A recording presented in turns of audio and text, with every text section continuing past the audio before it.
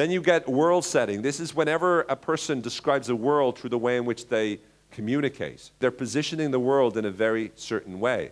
Now, when you're working in sales, let's say you're selling, you have a mobile phone company, and you want to be able to get people to, buy your phones. The way you position the most important USPs that you have, the unique selling points, the unique selling propositions, the way you position them will always be in context of whatever world we live in.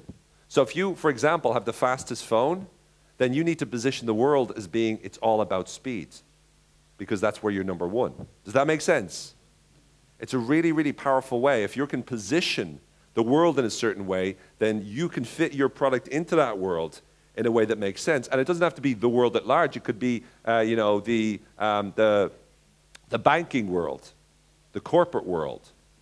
It could be the health service. It could be the teaching profession. But if you want to position something as why and explain why it's so important, you can talk about how great it is. But an even better way is to create a world where that quality is the most important thing, and convince people that that world is the world that we live in. Does that make sense to everyone?